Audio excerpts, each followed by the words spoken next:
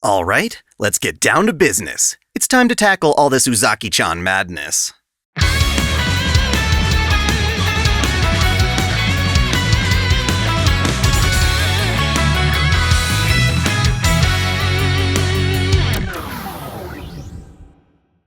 Welcome back to OtakuDaiKun! Dai here. If you're an anime fan in any capacity, you've no doubt heard of the drama surrounding a character named Uzaki-chan. It's a controversy with a bit of a history, spanning discussions of objectification, childlike appearances, anatomical realism, and how we interpret art. Rather than just covering the news, reacting to a single tweet or piece of the puzzle, I'd like to frame this as a timeless discussion that can apply to anime as a whole long after this drama boils over. Because, to be honest, this has very little to do with Uzaki-chan herself, and everything to do with our beloved fandom.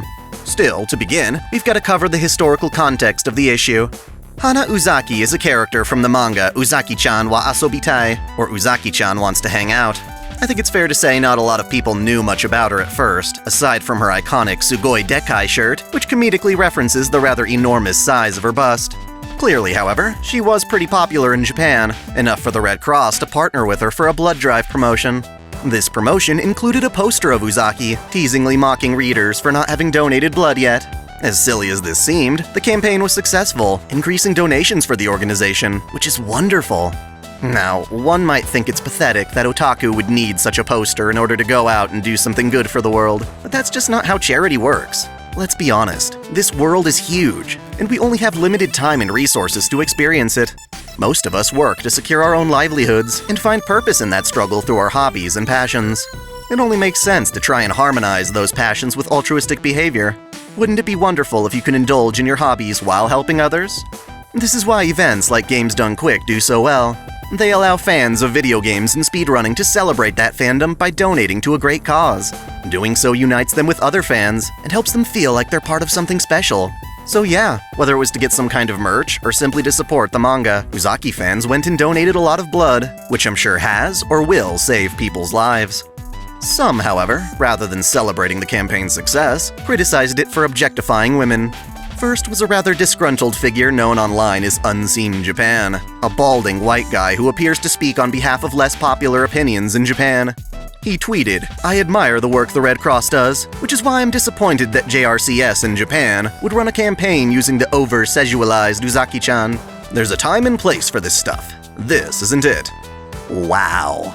I bet you can smell this shit take seeping right out of your screen. Seriously? Hashtagging me too? Nobody's abusing women over a friggin' picture. Anyway, a Japanese lawyer, Keiko Ota, agreed with Unseen Japan, reflecting the sentiment and claiming the poster was insensitive and harassment when put in a public space. Needless to say, popular consensus mocked both the lawyer and Unseen Japan for their takes. Their complaints were made fun of even on Japanese television. Rightfully so, too. After all, from a visual perspective, all it shows is Uzaki-chan in her large bust dressed in a waitress outfit. While I suppose some may take issue with the tight fit of her top, ultimately there's nothing too revealing about it. Reasonably, fans came to defend the poster, indicating that simply having a large chest isn't inherently objectifying. Rather, to immediately associate breasts with sexuality is body-shaming real women who share Uzaki's cup size. Ironically, by complaining about the poster, it's the lawyer and Unseen Japan who are effectively objectifying her. Well, to test the waters, the Japanese Red Cross temporarily pulled the Uzaki-chan posters in favor of less waifu-laden imagery, and as expected, the number of donations declined, to the point where the Uzaki-chan campaign was reinstated. Essentially, by making an enemy of otaku and their beloved waifu, critics caused the Red Cross to suffer a loss in donations. Now, obviously, I wouldn't go so far as to say Unseen Japan intentionally put people's lives at risk, but this does show a staggering difference between his ideology and the actual consequences of the situation. Regardless, the entire controversy wound up causing Uzaki-chan to swell in popularity. An otherwise obscure manga character grew to be internationally recognized. To capitalize on this, the manga has since received an anime adaptation. Trying to cancel Uzaki-chan just made her more prolific. This ruffled the sensitive feathers of those who agreed with Unseen Japan, making Uzaki a target for ridicule on social media. Clearly, attacking her bosom proved hypocritical and ineffective, so those claiming moral righteousness went after literally everything else. They began to criticize her head, eyes, height, and overall proportions, going so far as to say she looked like a 12-year-old with udders slapped on to appeal to child lovers. Rather insultingly, a crowd of Tumblrite diversity artists took to Uzaki by starting a redraw challenge, encouraging artists to fix her gross design. Now, normally, redraw challenges are awesome because they're done to homage and share love for a character by representing them in various unique ways. Certainly, Uzaki's redraw had some people do this earnestly, but it's just sick knowing that it started from people trying to mock the original design. Many of these works claim to either make Uzaki-chan's proportions look more realistic, or to correct features so she looks more like a 19-year-old.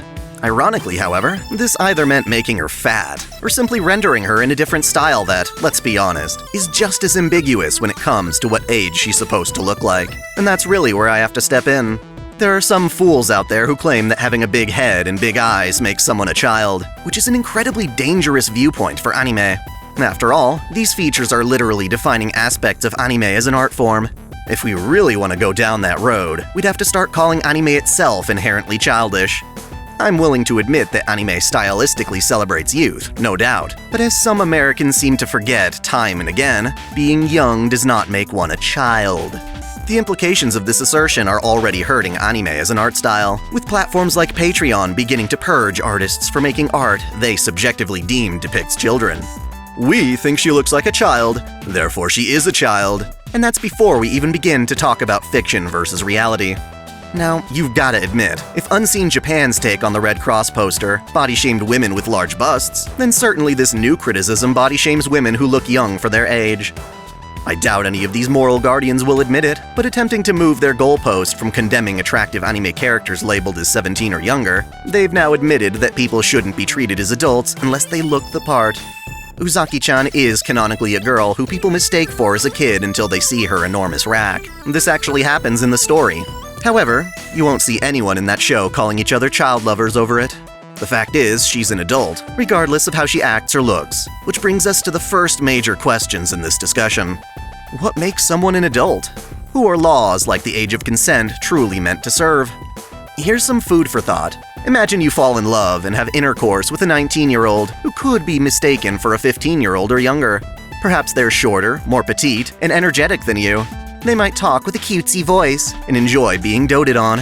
Is there a problem with this relationship? Legally speaking, no. Being an adult never has anything to do with how a person looks or even acts. We set an age limit on consent, not to dictate what people are attracted to, but to try and protect people who likely lack the experience and legal independence to avoid being taken advantage of in intimate situations.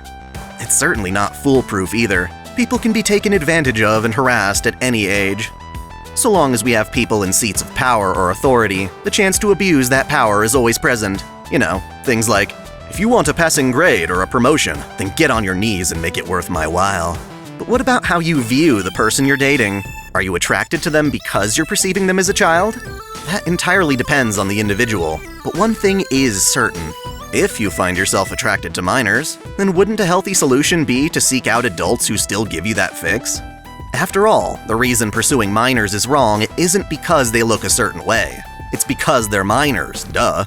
If you follow the law, isn't that what matters? A practical example of this effect can be seen with the show To Catch a Predator with Chris Hansen. It's genuinely entertaining, but it always presents me with something I find odd. Obviously, the predators are being trapped and arrested for knowingly pursuing intercourse from someone they believe to be underage. Also, for obvious reasons, to lure in a predator to their arrest, you can't use an actual minor. Instead, they claim to hire college-aged actors and actresses to pretend to be minors for these segments. That's all perfectly reasonable. Between these two ideas, however, it can also be said that if you find these college actors attractive, that alone isn't bad at all. They are adults, after all, even if they manage to pull off looking younger. Ultimately, the fault lies in the fact that the predator believes they're younger and pursues them because of it. Basically, you don't blame someone for finding out their crush happens to be jailbait. You blame someone for pursuing jailbait knowing full well what they're getting into. To be fair, this confusion is kinda inevitable. Movies like American Pie, Bring It On, Mean Girls, or Not Another Teen Movie feature characters that are in high school trying to flaunt their bodies and get laid, but they're all played by adult actors. Finding that attractive is perfectly reasonable, because even if they're playing teens, you know they aren't. And to be fair, it would be naive to imply teens aren't interested in each other. Again, the law isn't there to subdue teenage libidos either. It's to protect teens and younger kids from being targeted by adults. As this all relates to Uzaki-chan, it means that even if you were to admit she looks like a minor, technically she's not, so there's no real violation. No basis to shame people over it, else you wind up infantilizing actual adults who don't meet your interpretation of adulthood. And that's ultimately what bothers me the most. We've got people on Twitter and Patreon telling me what I think is adult or not based on what they think. There's no objective measure when it comes to appearance, and it's extremely demeaning for someone to determine how others feel or think. This debate is psychologically complex, and the fact that we're talking about anime challenges things even more. Even if I've established that someone doesn't have to look adult to be adult, that won't stop moral guardians from criticizing. After all, they've already adamantly accused people of loving children for liking characters that look adult, but happen to be minors canonically. In regard to that, I already have an entire video dedicated to the subject. I'm quite proud of it, and I hope you check it out if you haven't already. I suppose the main takeaway from that video is that there are plenty of anime girls and guys who look and act sexually mature, but are labeled all sorts of ages from 14 to 30. Popular characters like Matoe Ryuko or Yoko Littner even. Does finding them hot make someone a child lover or map? After all, as far as real people are concerned, I did just say that age is what's important in determining whether someone's an adult or not. The big difference here is that, technically, while anime characters have canonical ages, they aren't real people. There's nobody to protect from lewd thoughts and depictions, nobody to take advantage of. Thus, a character's age is something that can be conveniently ignored in favor of perception, so long as they remain fictional, of course. After all, fans ignore canon all the time, whether it's race bending, gender bending, trans bending, or even shipping various characters. Fans are able to have their own interpretations, even if they don't hold up an official discussion. If a character already looks like they can pass as an adult, then what's the harm in mentally aging them up? After all, you're attracted to them for the same reasons you're attracted to an adult, and the fact that they aren't old enough isn't actually a matter of life experiences, but rather the strange whim of that character's creator. Honestly, a good 90% of this problem stems from a cultural difference. When it comes to sex and sexuality, a Japanese 16-year-old is held in similar regard to how Westerners view 18-year-olds. So yeah, I'm attracted to anime characters regardless of age. It's just something an artist made up after all. If you compare this 15-year-old to this 18-year-old, I like them for the exact same reasons. And whether I interpret their appearance and behavior as adult or not is up to me, since again, they aren't real. I'd argue this logic is true for the vast majority of anime fans. My personal question to you is whether or not you agree, or do you actually like certain characters because they're canonically underage? This might seem like a double standard, saying it's fine to like young people in real life so long as they're of legal age, while at the same time ignoring the age of an anime character so long as they look adult. But it all has to do with the difference between fiction and reality. In anime, appearance is dictated by aesthetic and style.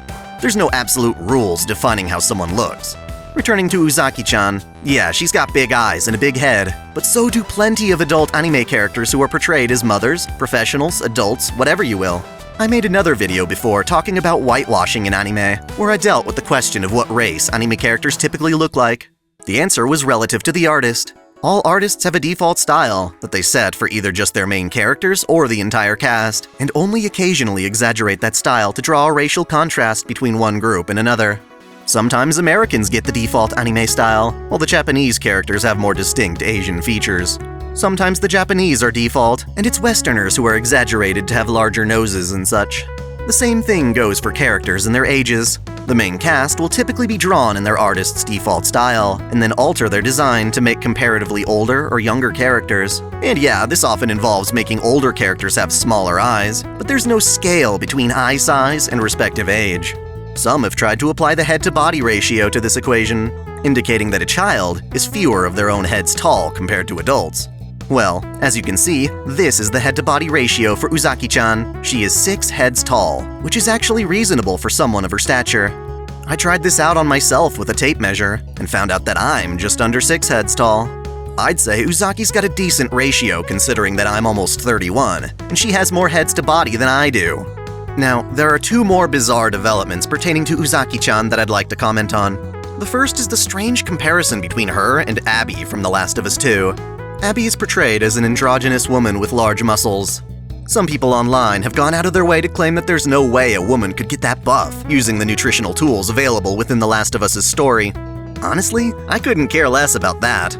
Fiction doesn't have to be realistic at all. I just think she's ugly, and it certainly doesn't take an incel to think that. I'm certainly not one after all. Still, I can imagine someone getting defensive about criticism of Abby's design. If you like her, go for it. Have fun. It's just that the people defending Uzaki-chan aren't necessarily the same people who criticize Abby. If anything, anime fans are equally defensive of Uzaki, but trying to pin this as a bunch of incels who fap to Uzaki while hating on Abby is a false narrative. In showing their true colors, one artist commemorated the tension by drawing a pic of Abby punching Uzaki-chan's head off. It's gross, so I won't show it here, but it's not hard to find. I just find it odd how two completely different fandoms are arguing about something so petty.